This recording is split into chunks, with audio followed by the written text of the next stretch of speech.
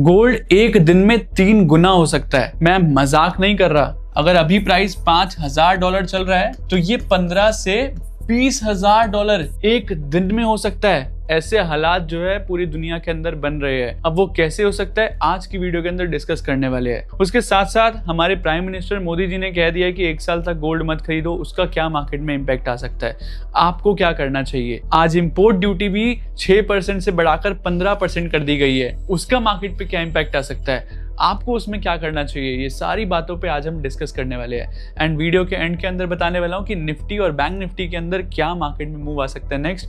Last video के अंदर बताया था एक लेवल, उसके नीचे मार्केट गई, मार्केट के अंदर सेलिंग आएगी, मार्केट के अंदर अभी तक सेलिंग आ रही है और आज मार्केट ने रिवर्सल दिया एग्जैक्टली फ्रॉम आवर लेवल्स जहां से हमने बताया था कि मार्केट रिवर्स हो सकती है। तो उतनी एक्यूरेसी के साथ मैं आपको बता रहा हूँ कि नेक्स्ट गोल्ड में क्या हो सकता है, नेक्स्ट सिल्वर में क्या हो सकता है, निफ्टी बैंक निफ्टी में क्या हो सकता है, हर एक चीज के ऊपर आज डिस्कस करने वाले हैं। लेकिन सबसे इंपॉर्टेंट, क्या गोल्ड एक दिन में 3 गुना हो सकता है या 2 गुना हो सकता है, इसके ऊपर बात करना बहुत इंपॉर्टेंट है। मेन टॉपिक पे आने से पहले मैं आपका थोड़ा कॉन्फिडेंस और बढ़ाना चाहता हूं ताकि आप वीडियो तक बने रहोगे तो आपका फायदा होगा या नहीं ये आपको पता चलेगा। बॉटम पर जब पूरी दुनिया परेशान थी चांदी के अंदर क्या करे, यहां बोला था जितना बाय कर सकते हो कर लो, चांदी सोना बाय कर सकते हो कर लो, जितना नीचे जाएगा इस लेवल के पास आएगा जो लेवल मैंने ऑलरेडी मार्क करा हुआ है। जब प्राइस के अंदर यहाँ पर जो फॉल आया था, फॉल आने से पहले मार्क करा हुआ है कि ये जो है सपोर्ट बन चुका है। यहाँ पर जब जब मार्केट आएगी चांदी सोना आएगा, सिर्फ बाय करने के बारे में सोचना है। जिस दिन यहाँ पर आया था उस दिन भी टेलीग्राम में बोला था और हर्षवन के एपिसोड में बोला था सिल्वर बाय करो। उसके बाद देख सकते हो 35% का राइज आ चुका है। मुश्किल से 1 महीना भी पूरा नहीं हुआ, 1 महीने के अंदर अंदर 35% हमने कैप्चर करा। तो फायदा हुआ या नहीं मुझे कमेंट करके बताओ। किसने ये वीडियो देखी थी जिसके अंदर मैंने बताया था, मुझे कमेंट करके बताओ कि आपने चांदी लिया था, फायदा हुआ या नहीं, ये मैं जानना चाहता हूं। तो अब बात करते हैं गोल्ड एंड सिल्वर के नेक्स्ट मूव के बारे में। आज क्या हुआ वो जानना भी जरूरी है। आज क्या हुआ, इंपोर्ट ड्यूटी जो है गवर्नमेंट ने 6% से 15% बढ़ा दी। यानी कि 6% की इंपोर्ट ड्यूटी पहले थी, यानी कि अगर हम बाहर से गोल्ड खरीदते हैं तो अगर गोल्ड 100 रुपए का है तो हमारे को 6 रुपए एक्स्ट्रा ऐड कर यानी कि 106 रुपए का यहाँ इंडिया के अंदर मिलता था। अभी गवर्नमेंट ने क्या कर दिया है कि 15% करने की वजह से 100 रुपए का प्लस 15% इक्वल टू 115 रुपए। तो जो गोल्ड हमें 106 रुपए का मिल रहा था वही गोल्ड हमें कितने का मिलेगा, 115 रुपए। लेकिन ये करने के बाद एकदम से जो है चांदी के अंदर तो इतना उछाल आ गया, सोना भी जो है रुका नहीं और दोनों सोना चांदी के अंदर बहुत मतलब सोना जो है 1,62,000 पार कर चुका है, चांदी 3 लाख के पास वापस आ चुकी है और अभी भी कम होने का नाम नहीं ले रही, अभी भी बढ़ रही है। लेकिन ऐसा हुआ क्यों, उसको थोड़ा समझने की जरूरत है। इंडिया जो है वो 90% अपना गोल्ड जो है वो बाहर से मंगाता है भारत के अंदर, यानी कि भारत के अंदर गोल्ड नहीं है, वो बाहर से गोल्ड खरीदता है। यानी कि अगर 100 रुपए का गोल्ड जो है वो भारत के अंदर खरीदा जा रहा है तो उसमें से 90 रुपए का गोल्ड जो है वो बाहर देशों से आया है। गोल्ड भारत के अंदर भारत का गोल्ड नहीं है। हाँ ऑब्वियसली अगर हम हिस्ट्री की बात करें तो यहीं से लूट कर लेकर गए हैं और वही गोल्ड हम वापस ला रहे हैं, तो है तो हमारा ही। लेकिन अभी के सिनेरियो में 90% गोल्ड जो है वो हम खरीद रहे हैं। अब खरीदते किससे है, यूएसडी से, डॉलर से। अब इससे सोने चांदी का प्राइस कैसे बढ़ा उसको थोड़ा समझते हैं। जो गोल्ड हमें 106 रुपए का मिल रहा था अब 115 का मिलेगा, वो हमने प्रीवियस स्लाइड के अंदर डिस्कस किया। अब क्योंकि हमारा 90% गोल्ड बाहर से आ रहा है, इस रीजन की वजह से मेजर इंपैक्ट देखने को मिला। चांदी जो है वो हमारा 3 लाख के आसपास है, गोल्ड जो है हमारा 1,62,000 जो है वो क्रॉस कर चुका है gold, because of this reason. And इसी रीजन की वजह से प्रधानमंत्री मोदी जी ने बोला गोल्ड जो है वो मत खरीदो 1 साल के लिए। 1 साल के लिए गोल्ड मत खरीदो क्योंकि 90% गोल्ड हमें खरीदना पड़ता है बाहर से, उसके बदले में हमें डॉलर देना पड़ता है, डॉलर को बेचना पड़ता है। उस रीजन की वजह से एक्सचेंज जो है हमारा जो रिजर्व है, जितना हमारे पास डॉलर पड़ा है भारत के पास, वो कम हो रहा है। और क्योंकि डॉलर कम हो रहा है तो रुपये की वैल्यू गिर रही है, रुपीस गिर रहा है, 96 आ गया है। अभी जब मैं वीडियो बना रहा हूँ अभी 96 पहुंच चुका है रुपीस, बहुत गिर चुका है। और उस रीजन की वजह से उसको कंट्रोल करना पड़ेगा। अब 2 ही चीजें सबसे ज्यादा जो खरीदते हैं भारत बाहर से, एक तो है ऑयल और एक है गोल्ड। इसी वजह से हमारे प्रधानमंत्री जी ने बोला कि 1 साल जो है वो घर से काम करो, गोल्ड मत खरीदो, कुकिंग ऑयल तक जो है वो थोड़ा कंज्यूम कम करो, 10% कम कर दो एटलीस्ट, तो कुछ तो कम होगा। इसी रीजन की वजह से, क्योंकि सारा जो है हमारा पैसा जो है, डॉलर जो है वो हम खरीद रहे हैं गोल्ड, ऑयल, ये कमोडिटीज के अंदर पैसा जा रहा है सारा, उसको कम नहीं करेंगे तो रुपीस जो है वो गिरता जाएगा, और जैसे जैसे रुपीस गिरता जाएगा वैसे वैसे हमारी करेंसी की वैल्यू भी कम होगी और इंपोर्ट और ज्यादा महंगा होगा, और एक तरह से हर एक चीज जो है फिर भारत के अंदर महंगी मिलना स्टार्ट हो जाएगी। ऑयल का प्राइस बढ़ा तो हर एक चीज में वो इफेक्ट आता ही है, हर एक चीज महंगी हो ही जाती है। सोना बढ़ा तो आपका घर में भी सोना जो है बढ़ेगा, लेकिन ज्वेलरी शॉप में लेने जाओगे तो वहां पे भी बढ़ेगा। तो इस रीजन की वजह से ये इन्फ्लेशन जो है वो भारत के अंदर बढ़ सकता है। उसको कंट्रोल करने के लिए मोदी जी ने बोला कि 1 साल के लिए मत खरीदो। अब आपको इसके अंदर क्या करना चाहिए? आपको ये करना चाहिए, देखो ऑब्वियसली बात तो सही है, अगर गोल्ड हम खरीदेंगे और हम ज़्यादा घूमेंगे फिरेंगे, ऑयल ज़्यादा यूज़ करेंगे तो उससे 100% ये इफेक्ट तो आने वाला है कि रुपीज़ जो है वो और वीक होता जाएगा। तो रुपी को वीक ना करने के लिए, न्यूट्रलाइज करने के लिए हमें ये कम तो करना ही पड़ेगा। अब आप क्या कर सकते हो? गोल्ड उन्होंने बोला है मत खरीदो 1 साल के लिए, अगर आपको फिर भी खरीदना है, वैसे तो जितना है उतना होल्ड कर बैठ सकते हो तो बैठ सकते हो, तो वो तो बेस्ट है, नहीं तो एटलीस्ट कम कर दो। यानी कि अगर आप सोच रहे थे 100 रुपए का गोल्ड खरीदने का तो 10 या 20 रुपए का खरीदो, इससे ज्यादा मत लो, तो देश की सेवा भी हो जाएगी, साथ ही साथ आपका इन्वेस्टमेंट भी हो जाएगा। तो ऐसा आप कर सकते हो जिससे कि दोनों चीजें आपकी सक्सेसफुली हो जाती है। अच्छा, इससे इम्पैक्ट क्या आएगा? ऑब्वियसली यहाँ पर जो है मार्केट के अंदर जो है डिमांड तो कम होगी तो प्राइस भी गिरेगा। तो अभी जो प्राइस बढ़ा है तो हो सकता है आगे चलकर गिर भी जाए। तो ऐसा नहीं है कि प्राइस बढ़ता ही जाएगा। लेकिन हाँ, अभी नेक्स्ट स्लाइड में आते हैं, क्या गोल्ड का प्राइस 3 गुना हो सकता है? और उसे कहते क्या है? उसे कहते हैं रीप्राइजिंग। रीप्राइजिंग आपको सुनने में लगेगा यार 3 गुना तो हो ही नहीं सकता, क्या बातें कर रहे हो अर्श भाई, लेकिन ये ऐसा हो चुका है, पहले भी हो चुका है। और वो कैसे होगा? डोनाल्ड ट्रम्प भाई साहब बोलेंगे कि आज से गोल्ड का प्राइस 15,000, 5,000 नहीं, $15,000 मैं तय करता हूं। उसी दिन से जो है गोल्ड का प्राइस 5 से 15,000 हो जाएगा। ऐसा कब हुआ है पहले वो देख लेते हैं। 1934 के अंदर गोल्ड का जो प्राइस था वो $20.67 था। इस टाइम पर जो यूएस गवर्नमेंट थी उन्होंने मजबूर कर दिया देशवासियों को, पब्लिक को, कि अपना गोल्ड बेचो नहीं तो आपको जेल में डाल देंगे। इस तरह से प्रेशराइज किया गया कि अपना गोल्ड बेचो, और जैसे ही सबने अपना गोल्ड बेच दिया वैसे ही अगले दिन यानी कि थोड़े टाइम के बाद गोल्ड का प्राइस इन्होंने सेट कर दिया $35। यानी कि जो गोल्ड का प्राइस $20.67 था वो रातों रात जो है वो $35 हो गया। तो ये सपना लगता है देखने में, राइट? 20 से 35 हो गया एकदम से, मतलब 50%, 60-70% का हाइक एक दिन के अंदर, ये पॉसिबल है। ये फर्स्ट एग्जाम्पल है। दूसरा, 1971 के अंदर गोल्ड स्टैंडर्ड जो है वो हटा दिया गया। उस रीजन की वजह से लॉन्ग टर्म रैली देखने को मिल रही है। अभी तक भी लॉन्ग टर्म रैली बरकरार है गोल्ड के अंदर। गोल्ड स्टैंडर्ड हटाने से डॉलर और गोल्ड जो है पहले साथ में चलते थे, यानी कि डॉलर बढ़ेगा तो गोल्ड बढ़ेगा, गोल्ड बढ़ेगा तो डॉलर बढ़ेगा, तो दोनों का प्राइसिंग जो है वो साथ में था। गोल्ड को हटा दिया गया, डॉलर अपने आप बढ़ेगा, गोल्ड अपने आप बढ़ने दो। उस रीजन की वजह से क्या हुआ? डॉलर की वैल्यू कम होती रही, गोल्ड की वैल्यू बढ़ती रही, और उसी रीजन की वजह से जो है यहाँ पर जो है लॉन्ग टर्म बुल रैली जो है वो स्टार्ट होगी गोल्ड के अंदर। और उसी रीजन की वजह से आजकल बहुत ज्यादा ट्रेंडिंग में है कि रीप्राइजिंग हो सकता है, रीप्राइजिंग हो सकता है। क्यों होता है रीप्राइजिंग, उसको थोड़ा समझने की कोशिश करते हैं, ठीक है? पहला है हिस्टोरिक यूएस डेब्ट। यूएस के ऊपर बहुत ज्यादा बड़ा जो है वो कर्जा आ चुका है, और उस रीजन की वजह से इंटरेस्ट का बर्डन भी बढ़ चुका है। अब उनको इंटरेस्ट, पहले कर्जा तो उन्होंने ले लिया $30-40 ट्रिलियन का, उसके ऊपर रिटर्न इंटरेस्ट जो भर रहे हैं वो अलग है। इस रीजन की वजह से गोल्ड का रीप्राइजिंग और भी ज्यादा इंपॉर्टेंट हो चुका है। क्यों हो चुका है उसको थोड़ा समझते हैं। अभी गोल्ड की वैल्यू जो है वो कितनी है? मान लो $5,000, यानी कि मेरे को पर आउंस का बात कर रहा हूँ, पर आउंस, ठीक है? पर आउंस का गोल्ड का जो प्राइस है वो $5,000 है, ठीक है? रातों रात अगर मैं इसको $15,000 कर दूं, $15,000 अगर कर दूं इसको मैं, तो क्या हुआ? मान लो पर आउंस को छोड़ो, एग्जांपल लेते हैं 1 kg, ठीक है?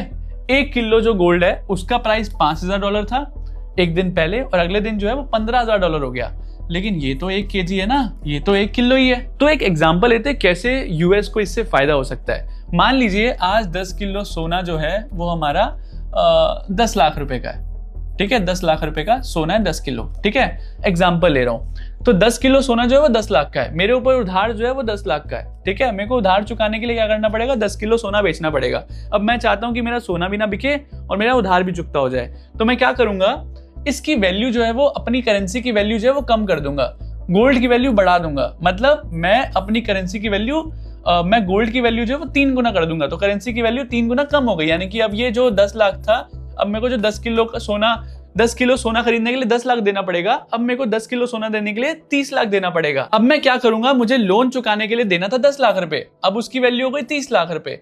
अब मैं 10 को 3 से डिवाइड कर दूंगा और जो भी वैल्यू आएगी 3 यानी कि 3 पॉइंट कुछ किलो, अब मेरे को 3 किलो देना पड़ेगा सिर्फ गोल्ड। तो मेरा उधार भी चुकता हो गया, मेरे पास 20 लाख रुपए बच भी गए और मेरा 3 किलो का गोल्ड आया। ठीक है, 3 किलो का गोल्ड मुझे बेचना पड़ा। तो उसमें क्या बेनिफिट होगा, यूएस को वापस से समरी बता देता हूँ, शॉर्ट में बता देता हूँ। मान लीजिए यूएस का उधार जो है वो $40 ट्रिलियन है। ठीक है, अभी $40 ट्रिलियन उसको देने पड़ेंगे। अब पैसे तो उसके पास है नहीं, रीफाइनेंसिंग तो हो नहीं रही उसकी। ठीक है, क्योंकि उसका कोई यूएस बॉन्ड के अंदर ज्यादा बाइंग कर नहीं रहा, सारे बेचने पे लग गए डॉलर। उस रीजन की वजह से उसको गोल्ड बेचना पड़ेगा। अब गोल्ड भी नहीं वो बेचना चाहता और वो चाहता है कि उधार भी चुकता हो जाए, और उस रीजन की वजह से वो क्या करेगा, गोल्ड का प्राइस जो है वो बहुत बढ़ा देगा, 3 गुना कर देगा। लेकिन जैसे ही उसने गोल्ड का प्राइस 3 गुना करा, उसकी खुद की करेंसी की वैल्यू भी तो 3 गुना कम हो गई ना। अब यूएस डॉलर जो है वो $100 का है और उसने गोल्ड का प्राइस $15,000 कर दिया। तो इसका मतलब यह है कि अब 1 किलो गोल्ड के लिए जो $5,000 देना पड़ रहा था, अब 1 किलो गोल्ड के लिए $15,000 देना पड़ रहा है। डॉलर की वैल्यू कम हो गई ना। तो उससे क्या हुआ, उसने एक तीर से 2 निशाने मारे। क्या करा, एक तो गोल्ड की वैल्यू भी बढ़ा दी, तो उसकी रिजर्व जो है वो और ज्यादा स्ट्रांग हो गई। दूसरा, गोल्ड की वैल्यू बढ़ाई, अब उसको 1 किलो गोल्ड बेचना पड़ता पहले, अब उसको 300 ग्राम बेचना पड़ेगा, यानी कि 3 गुना कम गोल्ड बेचना पड़ेगा, क्योंकि उसको $40 ट्रिलियन चुकाने हैं। उसको ऐसा नहीं है कि $40 ट्रिलियन प्लस गोल्ड जितना बढ़ेगा घटेगा, नहीं, उसको सिर्फ $40 ट्रिलियन चुकाने हैं। अब वो $40 ट्रिलियन चुकाने के लिए क्या कर सकता है, गोल्ड का प्राइस बढ़ा देगा, ऑटोमेटिकली गोल्ड कम बेचना पड़ेगा और उसका उधार भी चुकता हो जाएगा। तो ये करने के लिए जो है गोल्ड जो है वो रीप्राइसिंग जो है वो हो सकती है। उसके बाद क्या है, central bank aggressively buying gold. अब ये वाला भी एक संकेत है कि जब भी सेंट्रल बैंक जो है वो एग्रेसिवली गोल्ड को बाय कर रहे हैं, तो कुछ बड़ा ऐसा वो देख पा रहे हैं जो हम नहीं देख पा रहे, और वो भी ऐसा सोच रहे हैं कि गोल्ड के अंदर रीप्राइसिंग हो सकती है। इस रीजन की वजह से जो सेंट्रल बैंक है वो एग्रेसिवली गोल्ड एंड सिल्वर को बाय कर रहे हैं। ब्रिक्स यानी कि जो हमारी ब्राजील, रशिया, इंडिया, चाइना, तो ये जितनी कंट्रीज है, उन्होंने सोचा कि डी डॉलराइजेशन करेंगे, यानी कि डॉलर को बेचना स्टार्ट करेंगे। डॉलर के अंदर हम व्यापार नहीं करेंगे, डॉलर को छोड़कर हम किसी और करेंसी में व्यापार करेंगे। तो ये भी ऑलरेडी स्टार्टेड। ठीक है, इस रीजन की वजह से माना जा रहा है कि यूएस जो है वो अपना उधार चुकाने के लिए रीप्राइसिंग कर सकता है गोल्ड के अंदर। और अभी सूत्रों से पता चला है, डेटा के हिसाब से, कि इस साल के एंड के जितने कॉन्ट्रैक्ट है, नवंबर दिसंबर के कॉन्ट्रैक्ट जो गोल्ड के अंदर है, $15-20 हज़ार पे बहुत ज्यादा बाइंग हो रही है। तो कहा जा रहा है कि इस साल जो है एंड के अंदर रीप्राइसिंग हो सकती है। लेकिन मैं रूमर्स पे बिलीव नहीं करूंगा, बट मैं रूमर्स को बाय भी ज़रूर करूंगा। मैंने ऑलरेडी काफ़ी अच्छी क्वांटिटी बाय करी हुई है, आपको तो कब से बोल रहा हूँ मैं अभी तब से ही बाय कर रहा हूँ। तो मैंने तो ऑलरेडी बाय करी हुई है, अब मेरे को और कोई इंटरेस्ट नहीं है इसके अंदर बाय करने का। अब मैं अपना पोर्टफोलियो में इन्वेस्ट कर रहा हूँ स्टॉक मार्केट के अंदर। तो मेरा गोल्ड एंड सिल्वर के अंदर बाय हो गया, आपका हुआ या नहीं वो एक सोचने वाला विषय है। इस टॉपिक बाद आपको समझ आएगा कि क्यों मैं इतने टाइम से बाय करने के बारे में बोल रहा था। तो साथ में लास्ट जो है, weakening confidence in fiat system. तो रुपीज हो, डॉलर हो, इन सब पे भरोसा जो है वो उठ रहा है। ठीक है, और उस रीजन की वजह से जो है रीप्राइसिंग हो सकती है। लेकिन मान लीजिए अगर $5,000 से $15,000 यूएस के अंदर होता है, तो उसका इंडिया में क्या इम्पैक्ट पड़ रहा है वो भी जानना जरूरी है। हो सकता है इंडिया के अंदर क्रैश आ जाए, वो क्रैश क्यों आ सकता है उसको भी थोड़ा समझते हैं। कि हम सोच रहे थे कि इंडिया के अंदर पैसा 3 गुना होगा, यहाँ पर तो 3 गुना की जगह वो नीचे चला गया, और वो क्यों हो सकता है उसको थोड़ा समझते हैं। और उससे पहले समझते हैं कि गोल्ड का प्राइस इंडिया के अंदर सेट कैसे होता है। इंडिया के अंदर जो प्राइस सेट होता है गोल्ड का, वो होता है यूएसडी INR, यानी कि यूएस डॉलर और INR का वैल्यू क्या चल रहा है। अभी INR का वैल्यू क्या चल रहा है प्लस यूएसडी का गोल्ड का प्राइस क्या चल रहा है। अब मान लो यूएसडी का गोल्ड का प्राइस चल रहा है करंट, मान लो $3500, ठीक है, और INR चल रहा है 85 रुपीज। अभी तो 96 है, मैं एग्जाम्पल ले रहा हूँ, 85 रुपीज चल रहा है।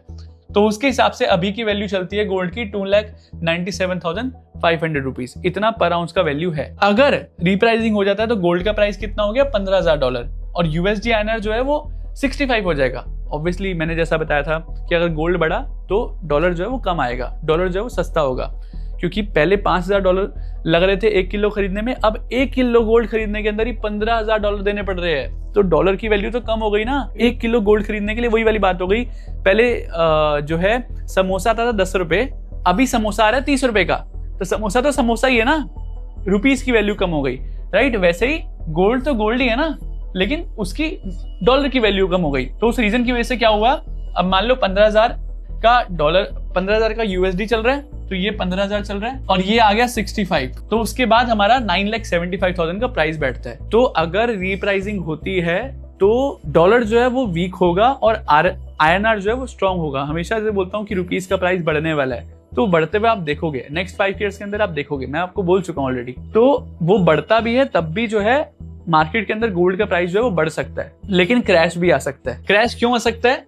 अगर गोल्ड का प्राइस बढ़ेगा तो सेलिंग भी तो करेंगे ना सारे। अब मैं भी सेलिंग करूंगा, 10 लाख का गोल्ड अगर होगा तो मैं बोलूंगा भाई ठीक है मैं सेल करता हूँ, अच्छा खासा मैंने कमा लिया, 1 लाख रुपए पे 50,000 रुपए लिया था, अब 10 लाख का हो गया, भाई बेचो और निकलो, अच्छा सा घर वर लेते हैं और मजे करते हैं, है ना। क्यों, मतलब क्यों परेशानी लेनी।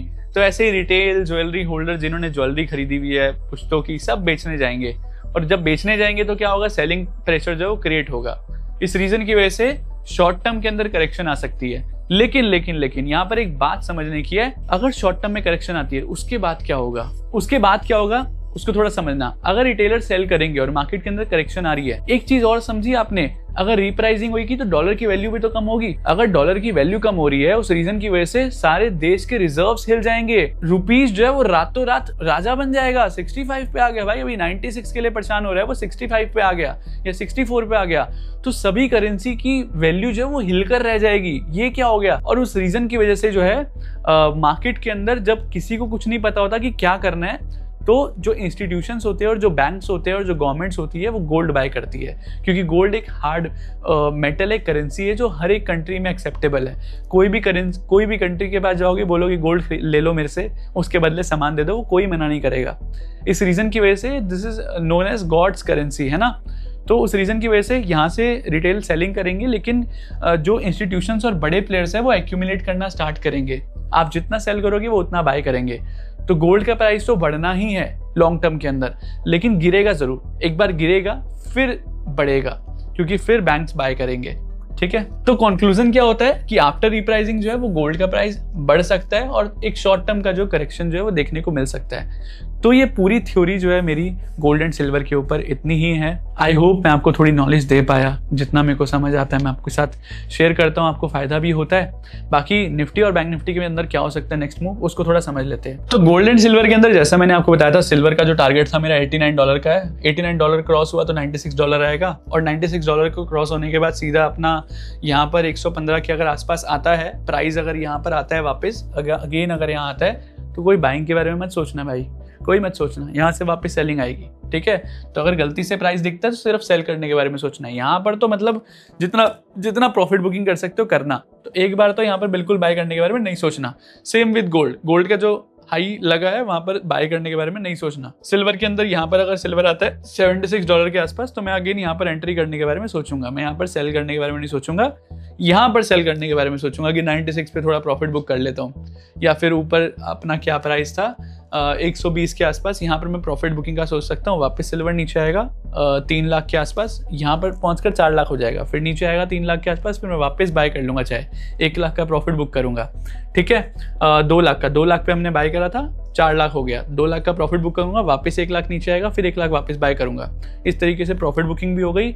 एक्स्ट्रा आपको 2 लाख की जगह 3 लाख का प्रॉफिट होगा, क्योंकि वापस 3 से 4 जाएगा तो एक्स्ट्रा, फिर 4 को क्रॉस करेगा तो एक्स्ट्रा प्रॉफिट होगा, राइट। तो this is what we can expect from silver. Nifty के अंदर बहुत जरूरी है जानना। अच्छा देखो, यहाँ पर जो है हमारा ये अभी मैंने लगाया है, ये आज के लेवल्स है। अगर आप जाकर चेक करोगे एच लेवल जो मैंने दिए थे आज के टेलीग्राम के अंदर, एग्जैक्टली मार्केट निफ्टी सिर्फ ये वाला जो पॉइंट है ना, ये बिल्कुल हमारा ग्रीन जोन था, और एक्चुअली मैंने चेंज भी नहीं करा, यही था। हल्का सा 5-10 पॉइंट ऊपर होगा ग्रीन जोन से। पिन पॉइंट निफ्टी ने यहाँ से रिवर्सल दिया है। बैंक निफ्टी के अंदर भी देखोगे तो बैंक निफ्टी तो वो तो और भी ज्यादा अच्छे से थी।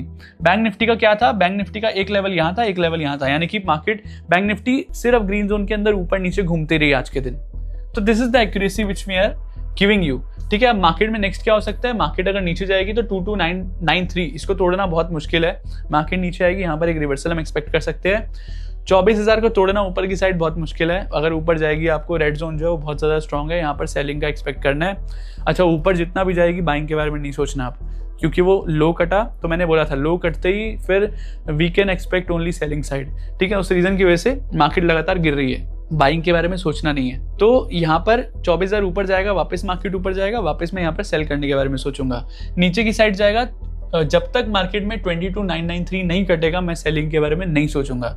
अगर एक बार ये कटा फिर सीधा मार्केट जो है वो सीधा 22,391 जाएगी, जो कि 300-400 पॉइंट नीचे है। फिर उसके बाद अगर वो भी क्रॉस होता है फिर उसके बाद हम बाद में मिलेंगे, इतना कल में नहीं हो पाएगा, ठीक है। बैंक निफ्टी के अंदर यहाँ पर आप देखोगे तो अगेन यहाँ पर 56,139, 55,572 ये क्रॉस करना बहुत मुश्किल है। मार्केट ऊपर जाएगी, we can expect selling side here, and नीचे जाएगी तो 53,009 जो है ये बहुत स्ट्रॉन्ग लेवल है। इसको जब तक क्रॉस नहीं करेगी सेलिंग के बारे में नहीं सोचेंगे। यहाँ से रिवर्सल का एक्सपेक्ट कर सकते हैं हम, लेकिन इसके नीचे गया तो फिर नेक्स्ट लेवल 52,560, उसके बाद 51,980, तो क्रॉस कर फिर ये नीचे जाती रहेगी। और 51,980 के नीचे जाना बहुत मुश्किल है, बट वहां तक पहुंचेगा तो आपको मैं लाइव मार्केट अपडेट दे दूंगा टेलीग्राम के अंदर। टेलीग्राम का लिंक डिस्क्रिप्शन और कमेंट सेक्शन में है, वहाँ पर आपको लाइव मार्केट में बताता रहता हूँ क्या करना है, आज के दिन क्या हो सकता है। उसके लिए आप ज्वाइन कर सकते हो। फेक टेलीग्राम बहुत सारे खुल चुके हैं हमारे नाम से, account heading service, money double schemes ये चल रही है, प्लीज़ अवॉइड इट।